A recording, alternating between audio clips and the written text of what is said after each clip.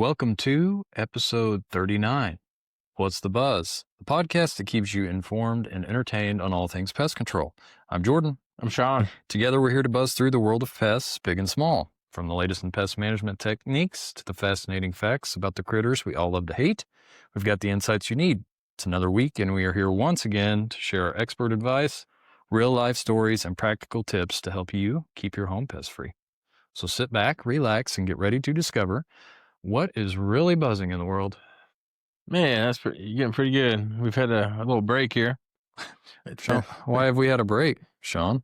It's been a little busy in our world, hasn't it? A little bit. A little busy.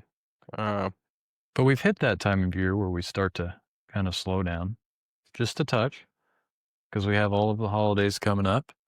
And is this our Thanksgiving special? Thanksgiving special. Oof. It is. How you feeling today? I'm all right.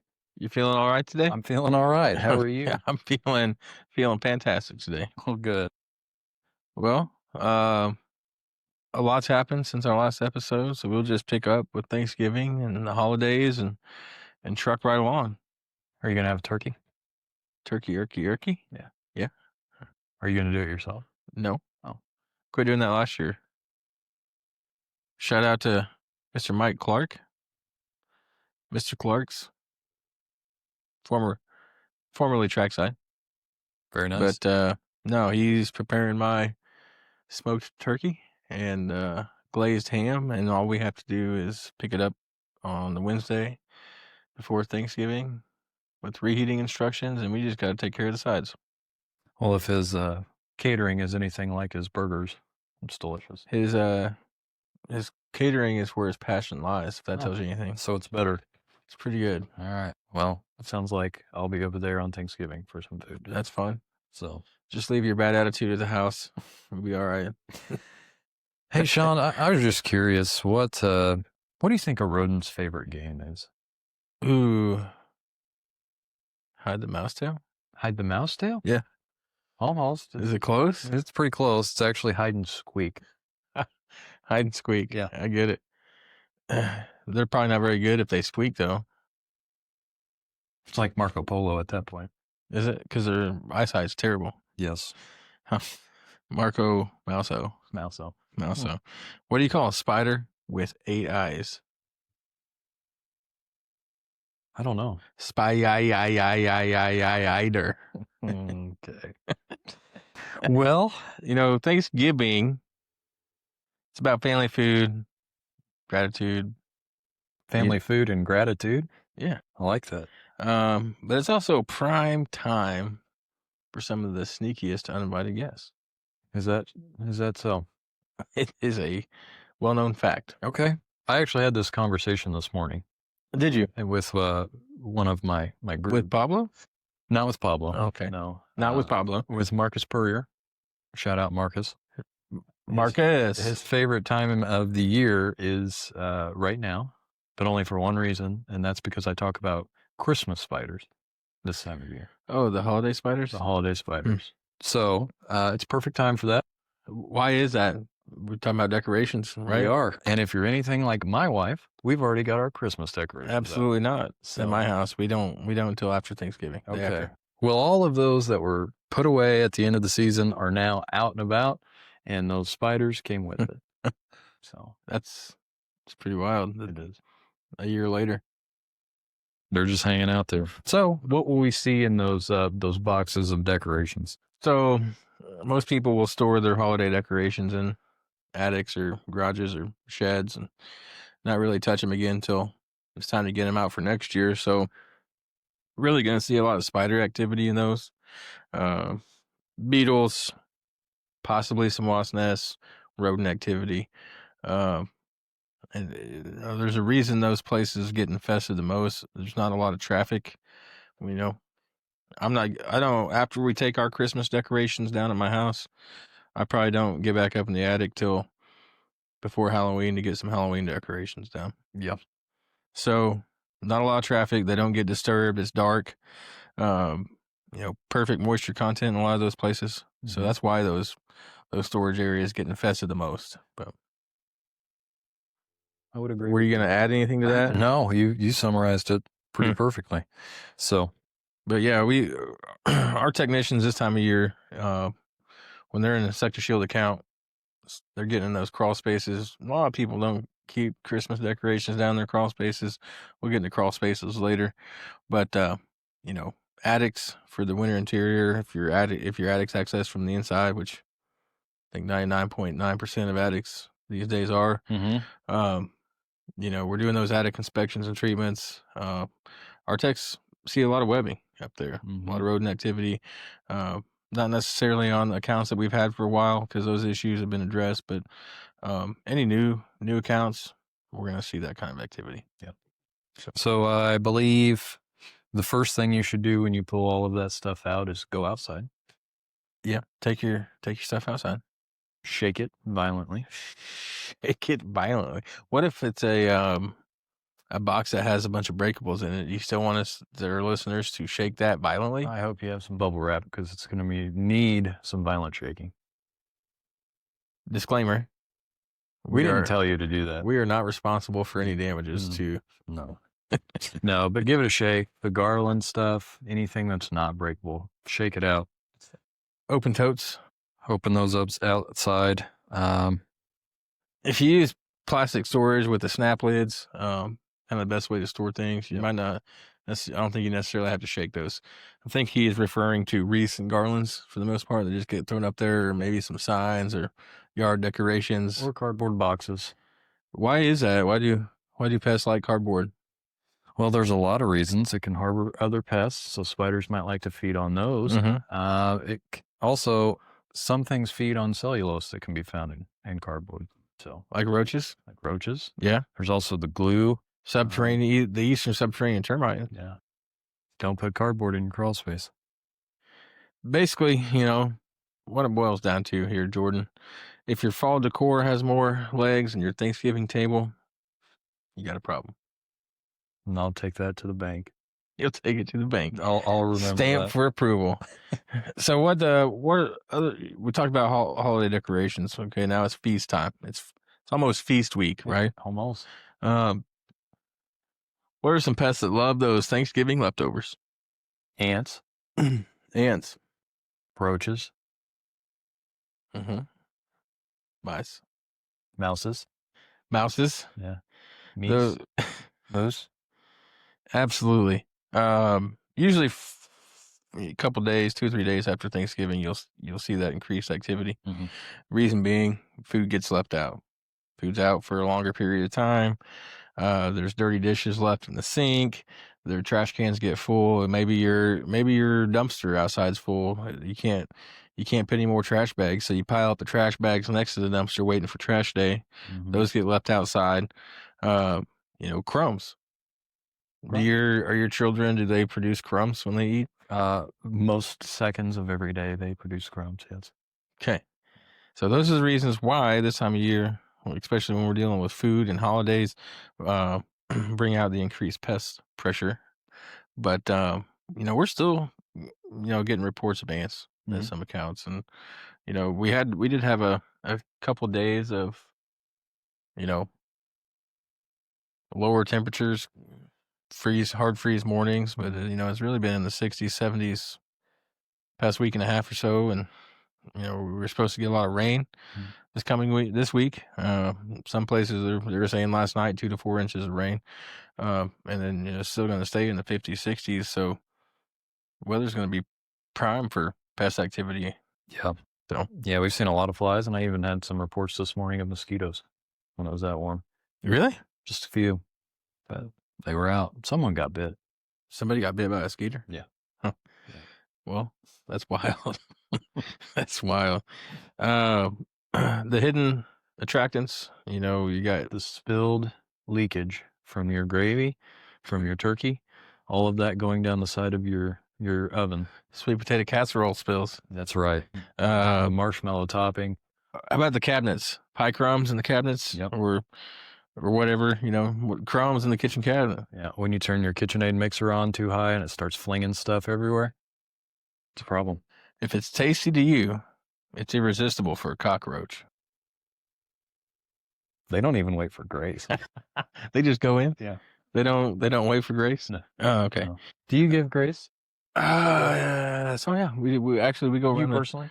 we go around the table and we everybody has to say something that they're thankful for. Okay. That's very nice. It's a good little tradition. It is. Anyway, Do you do something similar? I am scared of saying grace myself, so usually someone else says it. I'm not scared of it. I had to do it for Rotary, I've had to do it for Rotary too. and But, I hadn't led a prayer group that big since I was probably in youth group. yeah. And then they're like, "Hey, you want to lead us in prayer today?" And I said, "Yes."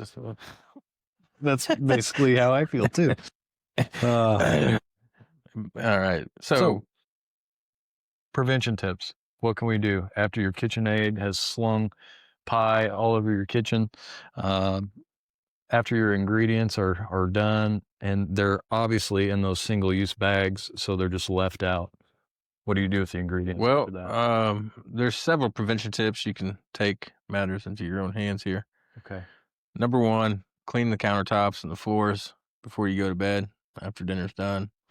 I'm OCD. I do it right after dinner, between dinner and whatever kind of activities are lined up for the rest of the day. Okay. I know we talked about containers for your decorations, but how about airtight sealed containers for your leftovers too? Yep.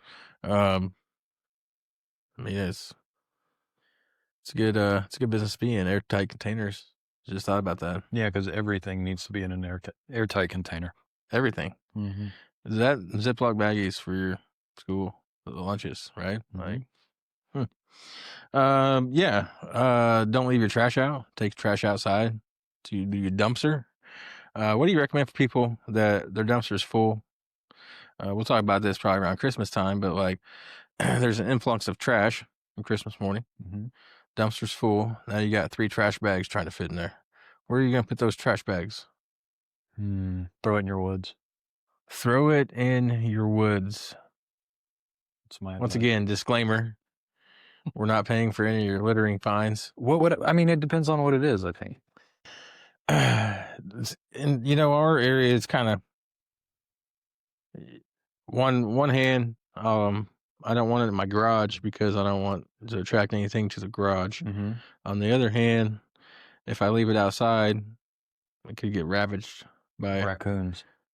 Raccoon, possum, neighborhood cat that Mhm. gets into it, a bird, and then you wake up one morning and there's trash, nasty trash all over your yard, your neighbor's yard, and Mm-hmm. then you have to recruit your kids to go pick it up and pay them for it because you don't want to touch it. So you give them gloves. No, I'm just kidding. Anyway, there are steps to take like that to prevent the influx of pests.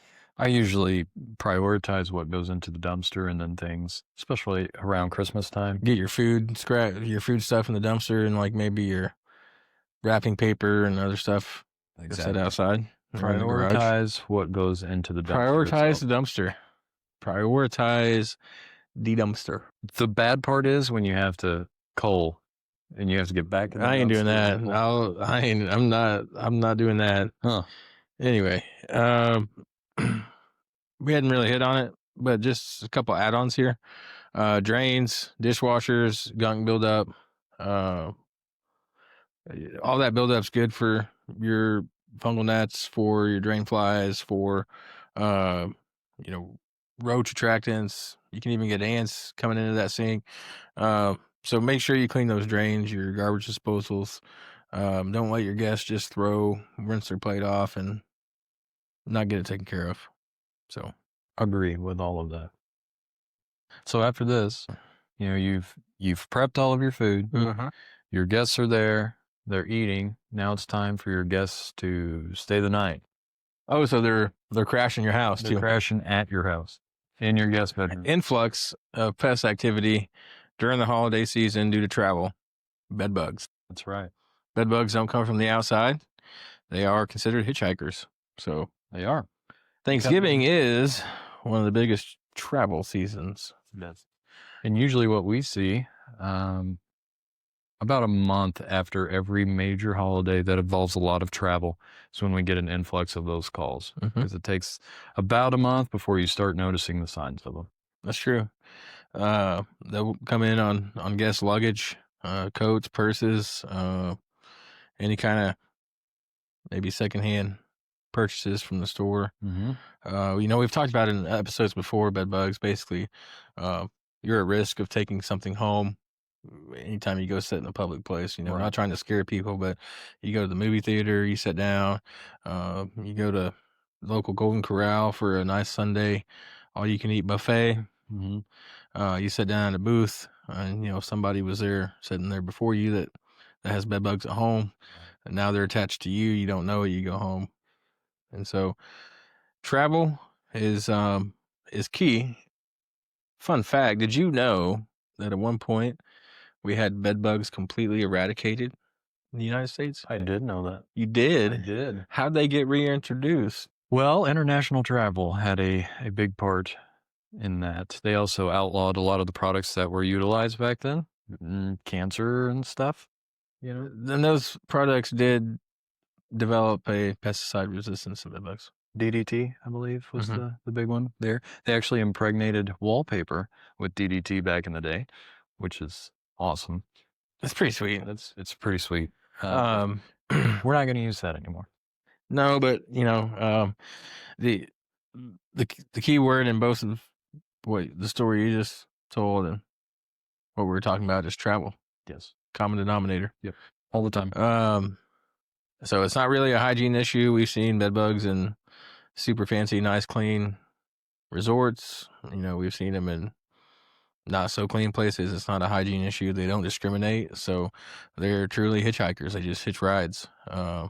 So before guests arrive, I don't think it's proper procedure to, ask your guests if they have bed bugs at home. I mean, you can. Or just do that. And the chances are they're probably going to be like, no, I don't have bed bugs at home. Even if they know they might, right? It's kind of embarrassing subject for people that go through bed bugs to talk about. So, what are some things homeowners can do at their home to prevent them from having to deal with bed bugs? Yeah. So I would say strip that bedding as soon as everyone leaves. So Strip it. strip the bedding. That's for after. I'm talking about before. Oh, before. Okay. I would say have a luggage rack ready to go. Maybe to put something elevated to put your suitcase on. You mean so that way they don't just throw their luggage on the bed? So they don't throw it on the bed directly. Mm-hmm. Usually those luggage racks that they use in hotels and things like that are a metal surface, and they don't really like metal surfaces as much as they do cloth. So they might Or have wood. a harder time. Or wood. That is correct. Clear clutter in the guest room, so that way it makes your job easier for when you inspect the room after your guests leave. Yeah. If it's stored full of a bunch of old dolls and boxes and trophies and whatever, deer mounts, it's going to be harder to get around that room and inspect, isn't it? It is. So we'll go back to now, back to you for after. So after your guests leave, that's where you're going to strip the bedding, inspect seams, check under box springs, bed frames, headboards. What else? 9 times out of 10, it's going to be in that immediate area, and the seams of the mattress itself or the sheets. But the other 10% could be, like you said, the headboards, things surrounding the nightstands, a chair where they may frequently sit, like here. Ooh, maybe we need to inspect this chair. But what you're looking for is that spotting material. So define spotting for these people. Yes, when a bed bug feeds, their excrement comes out as like a black tar substance. Like somebody sprinkled pepper. Probably, yeah. Liquid pepper. Black little dots. That's what they leave behind. So that's your number one tell. Blood smears is another one. Blood smears. Yes, if someone rolled over on one after it just sucked your blood, you're going to see that smear. You're just going to see that smear. So not trying to scare anybody from having holiday guests, but you don't want to deal with this after they leave because, you might not notice it right away if you don't do an inspection. A month down the road, you're like, what is going on here? And bed bug heat treatments are not cheap. They're not. So save yourself a couple $1,000s and do the inspection. be my thing, you know. It only takes one traveler with a hitchhiker to create a huge headache. Yeah. So If you luck out and it's a male, maybe not. But if you get that pregnant female, it's a bad day. So you know, I did say we'll talk about crawl spaces. So okay. it is November. Our current Insect Shield clients are getting winter exterior services, winter interior services now through February. Mm-hmm. So when we're inspecting the crawl space, if your crawl space is accessed from the exterior, we're going to do those on the exterior service. If it's a interior access crawl space, we're going to do it during the winter interior while we've got access to the inside of your house. Yep. And so what are some of the things that we are looking for if we want to talk about the importance of Insector Shield and the importance of those crawl space inspections? Yeah, so this inspection is not necessarily just for pests themselves, right? We're looking for any kind of damage that may have happened in the last year. I know personally I wouldn't go in my crawl space unless there was a need to. So, it's nice to You don't just just have hang out? Generally, no, I don't just hang out in a crawl space. But so our guys are looking for any kind of damage. They're checking moisture readings. They're looking for pest populations that we need to take care of. There's a variety of things that they're looking for. And then they're encouraged to take pictures too to kind of share the story if there's something to report on. So really, we just want to be your eyes and ears down there. Make sure if there's anything that's conducive to those pests, we want to get it corrected or at least work with you to make sure we do. Yeah, and you know, a lot of times when we get out of those crawl spaces, on the technician side of things, we're covered in spider web. You know, so those harborage areas from time to time, you know, they see a lot of activity throughout the year, and so that's one thing we're doing too is treating those crawl spaces with a dust application. Yep. So detailed and a space application. So, you have any crazy crawl space stories? Crazy. Well, I think I've shared this before, but I think it was one of my first crawl spaces when I was doing an initial service, and they were complaining about wolf spiders. That was their main reason for the call. And I got Halloween's over. Sorry. Yeah, now it's time for turkeys. Okay.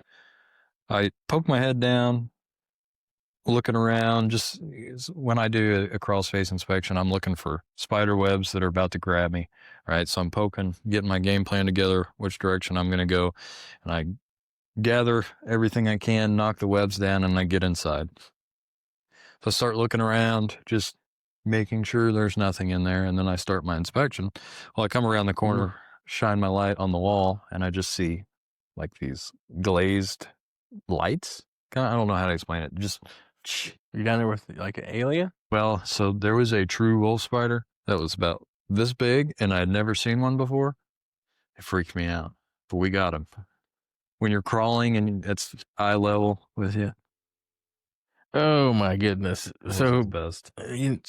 Tips for you guys this time of year: annual inspections down there, moisture control, which we're checking moisture content while we're down there anyway. Sealing gaps, making sure your vents and screens are attached. Make sure your crawl space door seals well. It's not just barely held in place by a landscaping brick or a 2x4. Make sure it's sealed up good. You also don't want wildlife getting down there this time of year trying to overwinter, and now you got fleas coming up from the crawl space type of thing. Right. I mean, you're upstairs based in a turkey, and meanwhile, you've got pests having their own reunion down there. Basting a turkey. Anyway, moving on. Yeah, just a quick recap, bringing everything together from this episode. It is a good time for relaxation and being with family and having some time off work for a couple of days. Not everybody gets off work. I know when I was a medic full time, hospitals don't take days off. So right. But if you do, and you're getting those decorations down, make sure that decorations can hide pests. Leftover food attracts pests. Guests can accidentally bring pests to you. Bed bugs, right? We talked about bed bugs. Crawl spaces always have pests. So, Unless you have insect shield. unless you have insecticide shield. I was doing some digging this weekend. Literally, I was digging holes for fence posts, and I had to move over time. Probably 15 years ago, I put some landscaping bricks under the privacy fence to keep dogs from. Mm-hmm. And so over time, they sunk, and I get a couple inches into the soil, and it would be like, oh, I gotta get this out. I forgot about this stuff underneath the soil, and you pull those up, and there's pests under there. Mm-hmm. Like, I wonder how long those have been there, Mm-hmm. but they're everywhere. They are. They're everywhere. So Thanksgiving is a time to enjoy your home, not share it with spiders, rodents, or bed bugs. That's right. If anything feels off this holiday season, you know who's here?